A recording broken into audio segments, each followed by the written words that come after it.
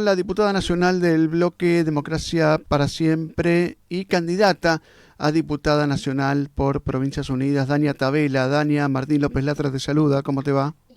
Hola Martín, ¿cómo estás? Un gusto como siempre escucharte Bueno, y bueno, saber que siempre, ¿no? En lo que es la actividad parlamentaria se viven momentos intensos, pero creo que ahora es una intensidad al cubo, ¿no? ¿Cómo lo estás viviendo? sí, la verdad que bueno, un poco dado por las condiciones propias que pone adelante la Libertad Avanza y el presidente de la Cámara, y otro poco también porque nosotros buscamos ir llevando una agenda proactiva, sobre todo recogiendo la demanda de la sociedad, ¿no? Digo, Ujú. fue financiamiento universitario, fue Garrahan, emergencia en discapacidad, jubilados, la resistencia a los vetos y bueno, ayer hicimos un día muy intenso de comisiones, fundamentalmente para aprobar la emergencia de las pymes y lograr refinanciamientos de deuda en el ARCA, alguna baja temporaria de impuestos, digo, bueno, ¿no? Como para dar un poco de alivio a un sector que viene muy golpeado en los Mm. últimos meses. Claro, claro. Dania, hoy tenían que ir y pegaron el faltazo el ministro de Economía, la secretaria general de Presidencia y el ministro de Salud. ¿Pagan costos políticos o no pagan costos políticos cuando no van? Mira, con los costos políticos lo pagamos nosotros, los ciudadanos, porque cada vez que ellos se ausentan del Congreso, ningunean el Congreso, es un punto del riesgo país. Ujú, Yo digo, hoy lo decía a los colegas tuyos acreditados en el Congreso. ujú, Mira, esto es riesgo país. Cuando el ministro de Economía no puede venir a hablar al Congreso, es riesgo país. Y eso claro. hace que a nosotros cada vez se nos haga más difícil salir de la crisis en la que estamos, porque la economía no se va a reactivar mientras esté caro endeudarnos, mientras esté el riesgo país subiendo, mientras el dólar esté volátil. Todo eso afecta a nuestra economía diaria. Ujú, claro. Dania, Entonces digo, es una irresponsabilidad claro, total claro. lo que hacen. Escuché por ahí en alguna noticia de que ustedes intimaron, no sé si vos firmaste la nota, pero sí la firmó Germán Martínez de otros bloques, para que, bueno, definan un plazo en el cual estén dispuestos Sí, la a ir. firmó mi presidente de bloque y la secretaria parlamentaria de mi bloque, sí, Ah, está bien. para que Entonces, definan un plazo. Y porque, nada, hicieron una jugada muy chancha, que es la de anoche a las 10 de la noche avisan que no van a asistir los ministros, mm, entonces muchos diputados aprovecharon, estamos en plena campaña electoral para muchos diputados aprovecharon para volver a sus provincias, no quisieron suspender la sesión, después querían jugar con que nosotros mismos habíamos dejado la sesión sin quórum, algún bloque minoritario entra en ese juego, te operan por los medios, entonces dijimos, bueno, intimemos a que pongan fecha, porque la verdad es que nada, ellos a las 10 de la noche avisaron que no venían hoy, esperamos que lo digan la próxima semana, yo soy muy poco optimista, mm. creo que es un gobierno muy desapegado a las instituciones, y te insisto en el concepto, cada vez que el gobierno se desapega de las instituciones, nosotros los ciudadanos la pasamos mal porque la economía se vuelve más volátil. Te hago dos preguntas en una. Con respecto a los DNU, primero, si te sorprendió este tema del cambio de votación. A mí me sorprendió cuando miraba la sesión en directo respecto de que se había caído el artículo principal. Y después, si se comenta por los pasillos de que pueda haber alguna suerte de series de DNU sorpresa que quiera ingresar el presidente.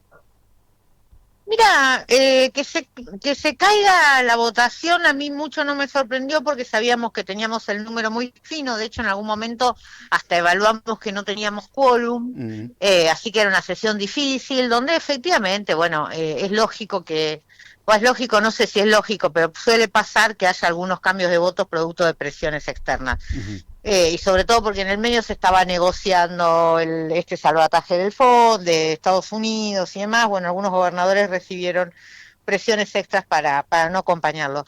El efecto es solo retardar la ley, porque en definitiva el Senado va a insistir y lo va a hacer en las próximas semanas, no la que Mm, viene, sino la otra probablemente, mm, va a insistir y va a volver con esa insistencia sobre los 90 días. ujú. La verdad que la versión de que hay DNU dando vueltas está hace rato, yo creo que es un gobierno muy particular, que no hace un estudio de los temas. De hecho, todos los DNU de desregulación o los de decretos delegados de regulación, en su enorme mayoría, no han tenido hasta acá ningún impacto en nuestra, o muy pocos, los que lo han tenido lo hemos dado vuelta en el Congreso, muy pocos han tenido impacto sobre nuestra vida cotidiana, ¿no? Estos que publica cada tanto el ministro de Desregulación, Sturzenegger, viste que hace esos tweets Sí, larguísimos. sí, sí, sí. Bueno, eso la verdad que son cosas que nada, que en la vida real a la mayoría de nosotros no nos modifica nada. Yo estoy esperando el decreto donde bajan el impuesto a los créditos y a los débitos, donde bajan el impuesto, una parte del impuesto al IVA a la canasta básica, el impuesto a los combustibles, o se lo dan a las provincias, porque total tampoco están financiando las rutas. Digo, cosas que nos cambien sustantivamente en algo. Y esto no es lo que está pasando y me parece que eso la gente ya lo ve, ¿no? El ciudadano ya se da cuenta que esto es una gran bola de falacias, para no decir mentiras, ¿no? De falacias. Hay dos cuestiones que, bueno, supongo que como diputada te está irritando, que dos temas, ¿no? Primero, que directamente el Tesoro de Estados Unidos está interviniendo para la timba del dólar, para ver si hace bajar el dólar, ya lo demostró en dos oportunidades. Después aquí en Provincia de Buenos Aires hubo alguna queja respecto de ejercicios militares de Estados Unidos, dos cuestiones en las cuales el Congreso tendría algo que hacer al respecto, ¿no? Sí, efectivamente, pero por eso mismo yo te insisto en esto. Toda vez que el gobierno se corre del ejercicio del Congreso, termina generando más incertidumbre y menos posibilidades de que la economía se reactive. Esto es responsabilidad del gobierno, pero no porque la baja de la inflación o por el ajuste del gasto público, es responsabilidad del gobierno no tener instituciones de calidad. No tener instituciones de calidad. Nosotros hoy justo hubo comisión, también se discutió esto de que todo préstamo tiene que pasar, eso ya es una ley, fue la ley Guzmán, en aquel momento cuando Guzmán renegoció el préstamo, la parte de la deuda del gobierno de Cambiemos, la verdad es que es así, pero ¿por qué tiene que pasar por el Congreso? No es por capricho, no es porque la oposición se encapriche, es porque es lo que le da garantías al que te presta la plata de que te la van a devolver, porque en el Congreso están las expresiones políticas de todos los espacios políticos que disputan al gobierno del país. Entonces, ¿cuál es la única garantía que Estados Unidos tiene de que ese dinero se le devuelva? Tiene la única garantía es que esto pase por el Congreso y el Congreso apruebe o no el endeudamiento. Este es el tema, pero bueno, indudablemente Estados Unidos quiere creer que va a depender solo de la voluntad de Milei, y yo creo que se equivoca. Dania, bueno, como candidata te pregunto ahora, ¿cómo estás viendo las elecciones? Estas últimas noticias sobre candidatos oficialistas ligados a lo narco, ¿les puede derivar muchos votos hacia ustedes?